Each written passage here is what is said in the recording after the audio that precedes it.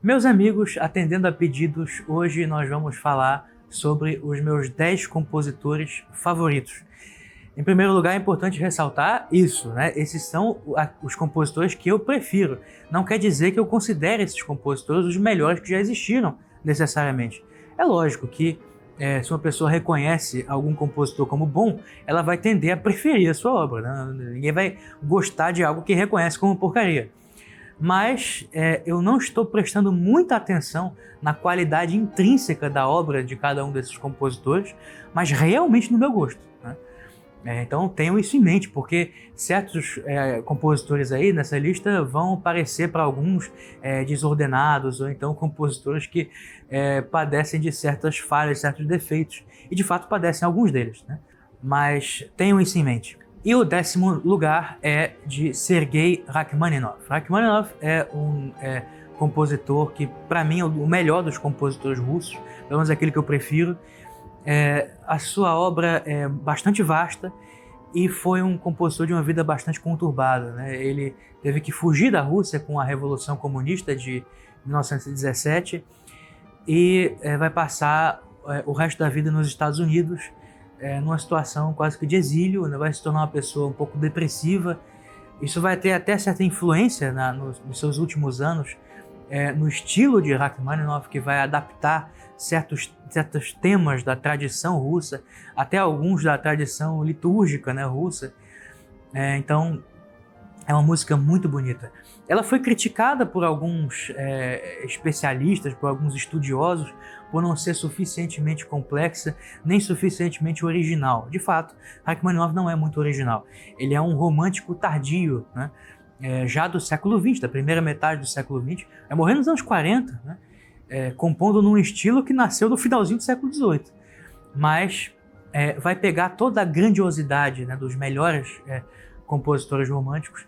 A sua música, em geral, vai ser bastante dramática, bastante grandiosa, e vai exprimir uma certa tristeza que é inconfundível, né?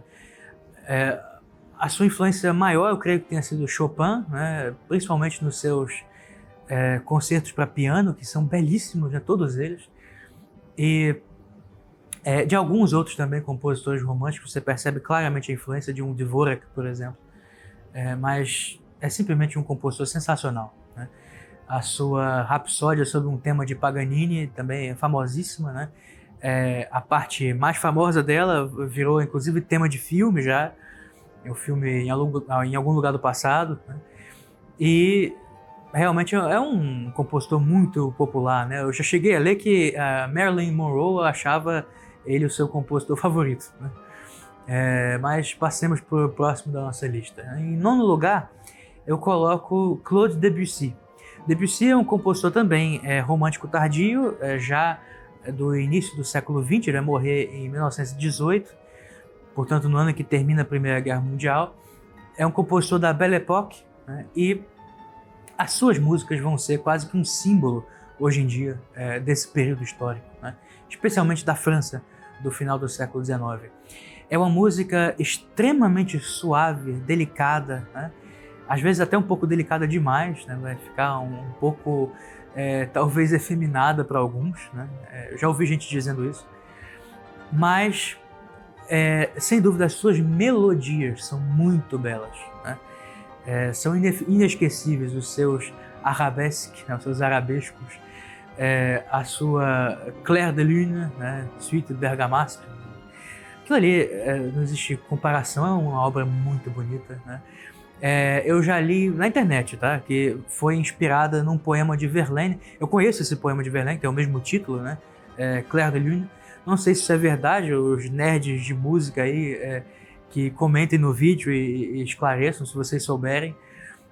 Mas não vejo muita relação entre uma coisa e a outra, mas de fato são músicas extremamente delicadas, né? Suas composições de piano em especial, ele era pianista, né? Assim como Rachmaninoff o foi.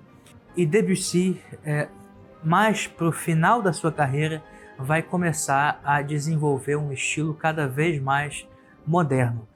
E essa parte da sua obra eu realmente não gosto muito. Ele vai começar a explorar as dissonâncias excessivamente, vai ter algumas composições mais em estilo minimalista, que realmente não são do meu agrado, e aí ele vai cair realmente em que eu considero ser um desvio, né? Mas vale pela beleza das suas melodias, que delicadas que sejam, né, efeminadas para alguns, são muito bonitas, né, e inesquecíveis. O oitavo lugar vai para um compositor tcheco. É claro que eu falo de Antonín Dvořák. Eu não sei pronunciar o seu nome, não vou aqui fazer nenhum contorcionismo bucal aqui para reproduzir o seu nome em tcheco, mas se trata definitivamente de um dos grandes compositores do século XIX. A sua música instrumental, sobretudo, é a melhor, né? A melhor parte da sua composição. O seu primeiro concerto para violoncelo é belíssimo, né? As suas sinfonias, né? A sua famosa nona sinfonia, que é belíssima também. Algumas das suas composições para poucos instrumentos também são muito bem arranjadas, muito profundas, né? Passam uma passionalidade muito profunda. Embora não caia em certas irregularidades que são comuns em outros compositores românticos, né? Nos arroubos de emoção de um Beethoven, por exemplo, ele não chega a isso. E por isso mesmo eu prefiro a Beethoven. Eu acho o Dvořák bem melhor. Só não gosto das suas óperas, né? A ópera Rusalka é horrível, né? Eu não sei quem é que gosta daquilo. Embora a primeira área, né, que abre essa ópera seja muito bonita, né? Měsíčů na nebi hlubokém, eu acho que pronunciei corretamente. É muito bonita, né? Mas tanto não sei, eu não acho que a língua tcheca é muito adequada à ópera, né? Eu acho que as línguas para o canto lírico tem que ser italiano ou francês, sinceramente. Mesmo alemão, embora haja sim óperas alemãs muito bonitas, né, como a Flauta Mágica de Mozart, etc., algumas óperas de Wagner, mas realmente esses dois são os idiomas do canto lírico, não dá para sair muito disso. Fazer uma ópera em tcheco ficou muito esquisito, mas não é por causa disso não, isso seria um preconceito meu, mas realmente é uma ópera que não tem beleza melódica, que não tem uma estrutura bem arranjada, que tem um tema muito bobinho, né? Como no século XIX isso virou moda, né? Uns temas tão bobocas, né? Como Lakmé, né? De Delibes, umas coisas horríveis, né? Bobas, né? Uns dramalhões aí românticos. Isso realmente é uma perda de tempo. Mas a sua obra instrumental, né? As suas sinfonias, concertos, temas para poucos instrumentos são todos muito bonitos. É um dos grandes compositores, né? Esse foi inclusive um católico devoto, né? Dvořák. Recomendo a todos que ouçam as suas composições mais conhecidas, pelo menos, né? Que são as melhores mesmo. Em sétimo lugar vem Antonio Vivaldi, né? Vivaldi é talvez o favorito de muitos, né? É um compositor extremamente virtuoso, né? Ele próprio foi um violinista e um sacerdote católico, né? Mas parece que não foi um modelo de sacerdócio, né? Inclusive consta que ele chegou a abandonar uma missa no momento da consagração, porque ele teria tido uma ideia para uma das suas composições musicais. Quer dizer, era um músico que infelizmente estava no lugar errado, né? como sacerdote, né? Espero que isso não tenha prejudicado a sua alma muito, mas de fato parece que foi um mau padre, né? Mas como compositor ele foi simplesmente grandioso. É uma das glórias de Veneza, da Veneza do século XVIII, que produziu também um Carlo Goldoni, né, que produziu dramaturgos aí, músicos e indivíduos, escritores da mais alta qualidade, e que na música vai brilhar sobretudo com Antonio Vivaldi, né? As suas 4 estações são famosíssimas, são de uma harmonia, de uma adequação da melodia e da estrutura às estações que ele está procurando descrever ali. Cada uma delas tem 3 movimentos que representam os 3 meses de cada estação. É simplesmente brilhante, né? Um mês inicial em que a estação nasce e as suas características são mais evidentes, o mês do meio em que existe uma certa atenuação, mas uma estabilização, e o último mês em que as características vão se dissipando, e isso aparece de forma brilhante, né, nas 4 estações. Os seus concertos de câmara também são muito bonitos. Mais uma vez, só ouvi uma das óperas de Vivaldi, né, Orlando Furioso, não gostei. Não acho que é um bom compositor para óperas, mas a sua música sacra também é belíssima, né? Quem não conhece o Glória de Vivaldi, né? Cada um dos movimentos ele consegue alternar entre uma grandiosidade, uma majestade, e ao mesmo tempo, no momento seguinte, a música passa a um tom sombrio, quase que triste, mas muito profundo, de uma seriedade, né? Com os temas dessa oração. Então, realmente, Antônio Vivaldi é um dos grandes compositores da humanidade, que teve um reconhecimento um pouco tardio, né? Ele foi famoso no período da sua vida, mas depois que morreu ele caiu no esquecimento, né? Durante todo o século XIX, foi só no século XX que ele foi redescoberto como um dos grandes músicos, um dos grandes compositores da música ocidental. E em sexto lugar eu coloquei Johannes Brahms. Brahms é um compositor, sim, bastante desigual, desordenado nesse sentido. É um compositor mais visceral, e as suas músicas sempre passam, ou pelo menos acho que eu ouvi, né? Passam a ideia de uma profundidade, de uma experiência emocional, sim, uma experiência emocional muito intensa, né? Ele explora algumas dissonâncias. Ele vai se inspirar bastante em Beethoven, em alguns momentos de arroubo também, de grandiosidade, certas passagens, por exemplo, agora eu estou me lembrando do seu primeiro concerto para violino. Ele vai pegar passagens que lembram bastante a Nona Sinfonia de Beethoven, certos movimentos dela. Então, essas imitações, não são imitações, né? São referências, alusões, inspirações. Quando vocês começam a ouvir bastante a música erudita, vocês começam a perceber isso, né? Eu citei, por exemplo, o Rachmaninoff. Há movimentos ali do seu segundo concerto para piano que são iguaizinhos eu esqueci qual, concerto para piano de Chopin, né?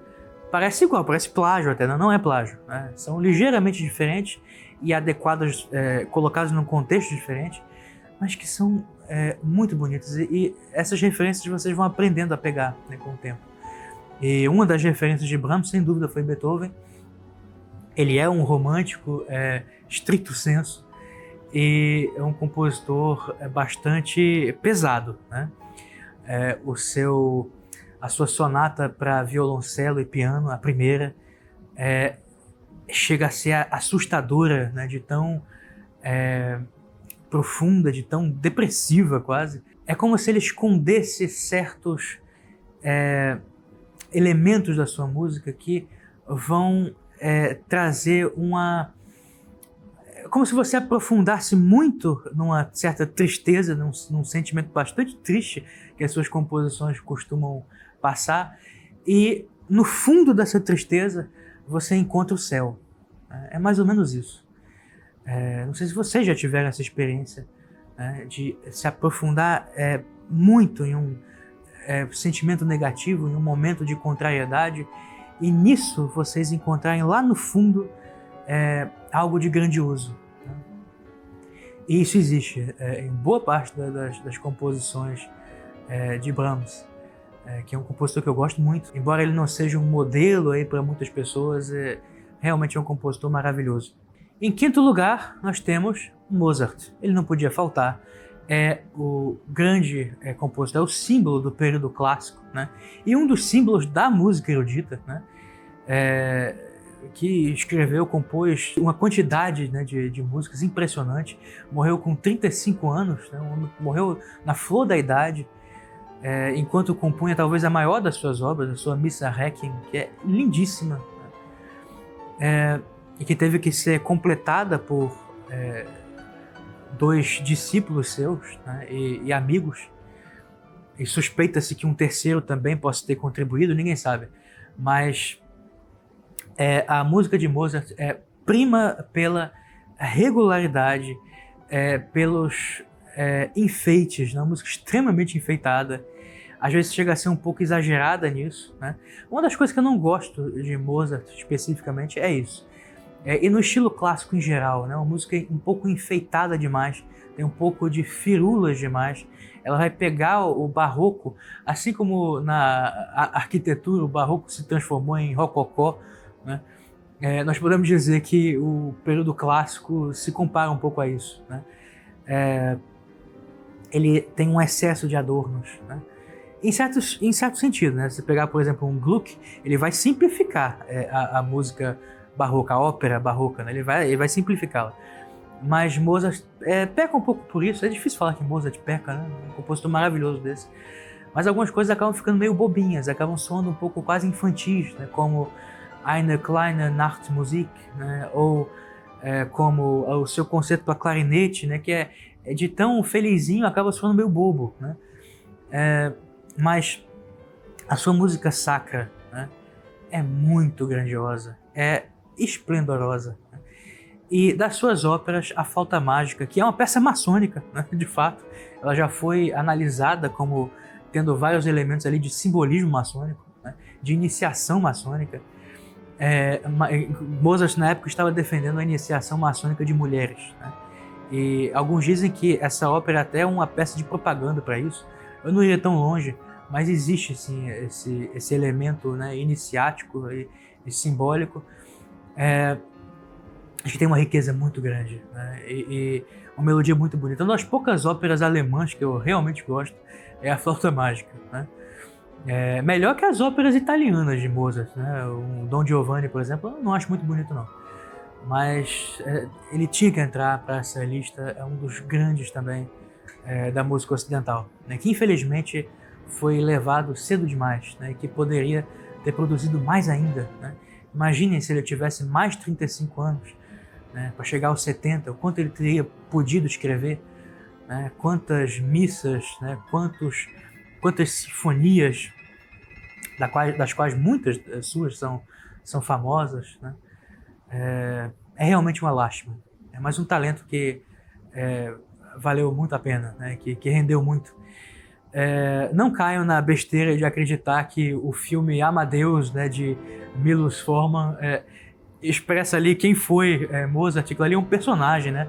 É uma caricatura, é um homem felizinho, meio bobão, meio engraçadinho, que gosta de ficar dando risadinhas e zombar dos outros, e que desperta inveja. Nunca existiu a inveja de Antonio Salieri em relação a Mozart, isso é tudo inventado, né?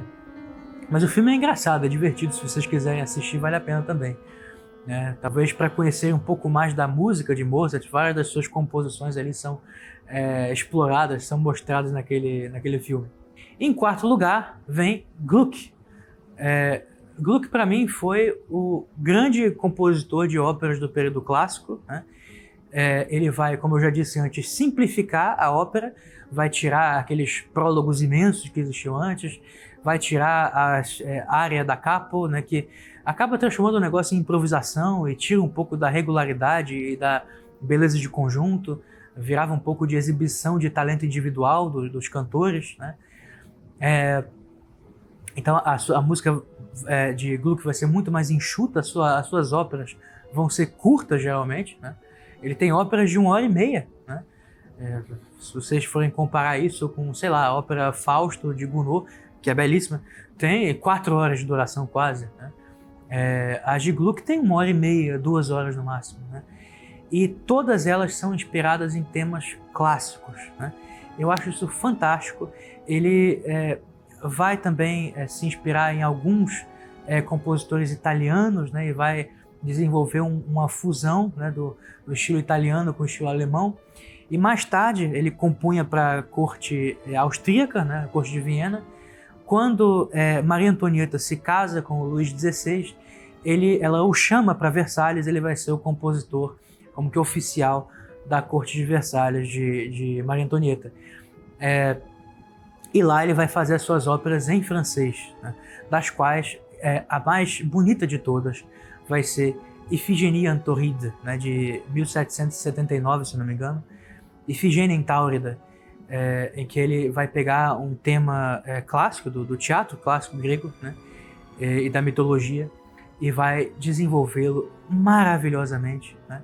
Vai pegar a história. Ifigênia, para quem não sabe, foi uma das filhas de Agamenon, né, o rei grego que conquistou Troia, né, irmão de Menelau. E Agamenon vai ser assassinado pela própria esposa quando voltar de Troia vitorioso. A sua esposa Clitemnestra já havia se tornado amante de outro homem e vai dar um golpe junto com esse homem e destronar o seu marido e matá-lo, né? Num jantar. E ele vai ser vingado pelo filho, Orestes, que vai matar a própria mãe, né?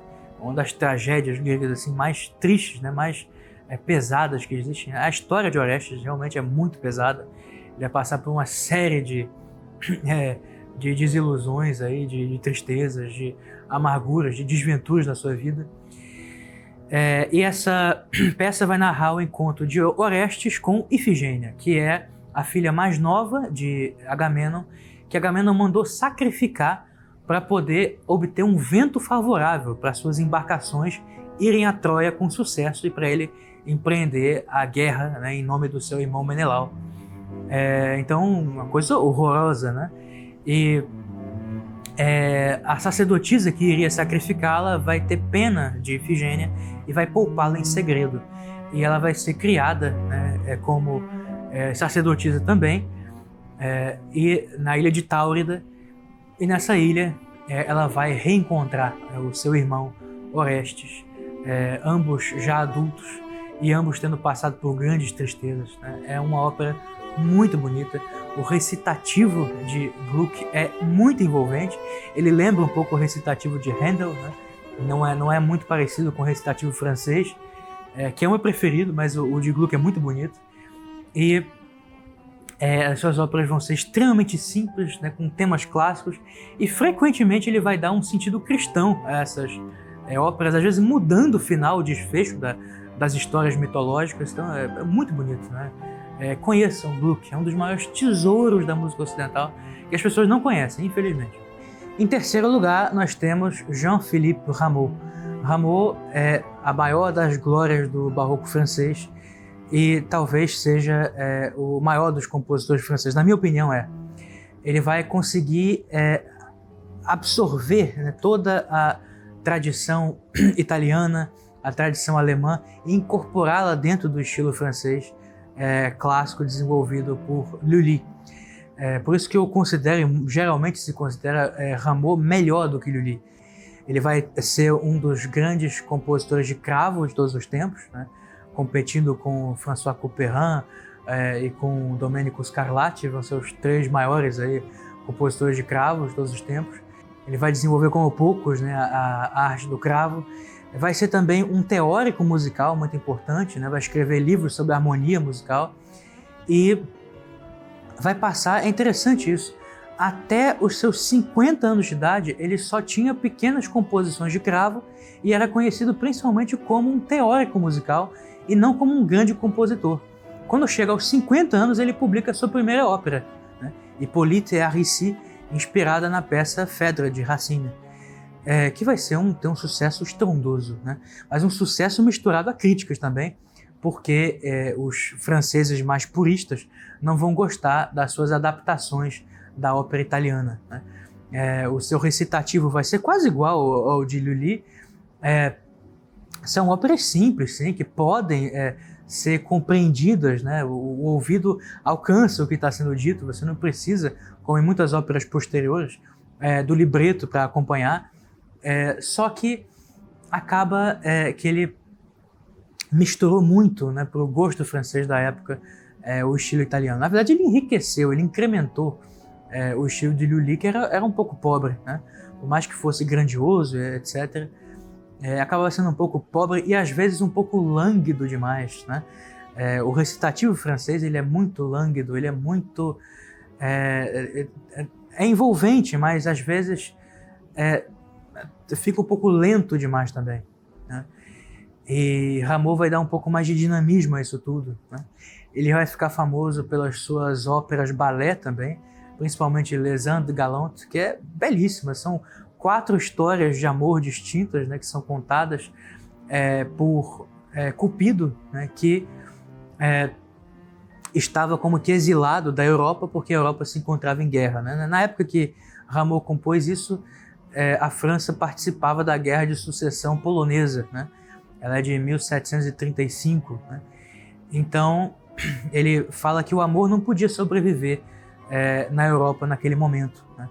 Então, o Cupido, o amor, ia se refugiar nas Índias, né? E ia contar as histórias. Só que as Índias são o resto do mundo, né? A primeira história se passa na Turquia, no Império Otomano. A segunda se passa entre os Incas, no Peru. A terceira se passa na Pérsia. E o quarto se passa entre os índios americanos. Então não tem nada de Índia, né? Mas são as Índias, né? No sentido mais antigo do termo. As Índias galantes, né? Famosíssima, né? Tem temas famosíssimos essa ópera, balé. E muitas outras composições de Rameau também são muito bonitas. Algumas composições sacras, ele não compôs muito música sacra, né? Até porque era maçom, né? Alguns dos seus libretos foram inclusive compostos por Voltaire, foi um grande colaborador de Jean-Philippe Rameau, mas sem dúvida um dos grandes compositores aí do barroco, né? Sobretudo do barroco francês, é o maior. Em segundo lugar, eu coloquei Handel. Handel, realmente não existe ninguém que se compare a ele, a não ser o primeiro colocado, né? Que nós já vamos para ele, mas é um compositor completo, né? Foi também extremamente virtuoso. Ele, desde a sua infância, ele lutou com a própria família para poder compor, para poder viver da música. O seu pai o proibiu de tocar cravo e ele ia escondido de madrugada para o sótão da casa onde o instrumento se encontrava e tocava mais baixinho e procurava aprender sozinho o instrumento, até que um dia ele vai ser descoberto por um tio seu que o leva para um grande mestre da época para instruí-lo na música. Handel produziu óperas belíssimas, geralmente ele vai usar a língua italiana, né? As suas óperas Rinaldo, Giulio Cesare, são todas muito bonitas, né? Geralmente também com temas históricos ou com temas mitológicos, literários. A ópera clássica geralmente é assim, né? Os dramalhões bobocas, eles aparecem mais no século XIX em diante, né? A partir daí é que aparecem as lacmés da vida, que são uma besteira, um besterol. Mas as óperas mais antigas, né, do período barroco e clássico, são quase todas de temas clássicos, né, temas mitológicos, sobretudo. E são todas belíssimas. Os seus oratórios eu não preciso nem comentar, porque todos vocês conhecem, né? O oratório Messiah, que vai narrar tudo da vida de Jesus Cristo, desde as profecias que anunciam a sua vinda no Antigo Testamento, passando por toda a sua vida, paixão, morte e ressurreição, né? Então, é uma das obras mais famosas, são mais de 2 horas, né, de música, simplesmente maravilhosa. O virtuosismo que ele conseguiu imprimir à voz humana, o desenvolvimento do canto lírico com Handel foi realmente sublime. Então é um dos grandes compositores da música ocidental. Pessoalmente ele foi um indivíduo de uma vida bastante conturbada. Handel tinha um caráter muito forte, né? Inclusive assim, imoral em certas coisas, escandaloso, né? Ele tendia a ser um ditador brutal, né? Com os seus subordinados, com as pessoas que cantavam e que tocavam as suas composições. Uma vez ele quase matou uma cantora lírica, né? É impressionante essa história. Ele designou a ela um papel que não era o principal, e ela era uma cantora muito famosa, muito apreciada, e se envaideceu, né? Se sentiu ofendida e não queria. Ela disse que eu quero o papel principal. Mas Handel tinha direcionado aquele papel a ela por causa da voz dela, que era mais adequada naquele papel. E ela não quis. E ele ameaçou a pobre da cantora, pegou a mulher pelo cangote, a arrastou pelo corredor onde eles estavam e quase atirou pela janela, né? Ele ameaçou matar a mulher e quase matou mesmo, né? Para que ela cantasse do jeito, no papel que ele queria. Chegou a desafiar pessoas para duelos. Esse é um homem de realmente um caráter muito complicado, né? Que tendia a explorar os outros. Mas não estamos aqui para falar do caráter do indivíduo, né? E sim como compositor. E como compositor, ele realmente é incomparável. E sobra agora o nosso primeiro colocado, né, que é ninguém menos que Johann Sebastian Bach. Né? Bach é simplesmente incomparável. Ele vai compor as maiores peças sacras de todos os tempos. As suas missas, todas elas são belíssimas. Existe uma adequação notória entre as melodias, né, e a estrutura também geral da música e os temas. Né? Eu me lembro que no meu vídeo sobre música barroca, eu comparo o Kyrie da missa em si menor de Bach com o Kyrie da missa Requiem de Mozart.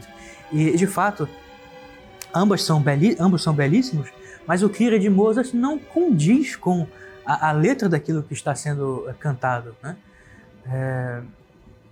E no caso de Bach não é assim. Então, é um compositor muito consciente daquilo que fazia. Ele estudou, conhecia, dominava toda a tradição literária anterior. Ele já disse isso também anteriormente, que ele chegou a usar a tabela de logaritmos para suas composições. Então, as suas composições têm uma exatidão matemática que é muito rara. Né? Boa parte delas são estudos eruditos, mas não estudos experimentais, aí, no sentido de um Stockhausen, ou de um compositor de música dodecafônica, um Schoenberg da vida. Não. É um músico que realmente sabia fazer essas coisas com beleza. Né? Há inúmeros estudos seus, sobretudo no cravo, né? Aliás, no órgão e no cravo, que são experimentos eruditos. Né? Experimentos de contraponto, experimentos de harmonia, etc.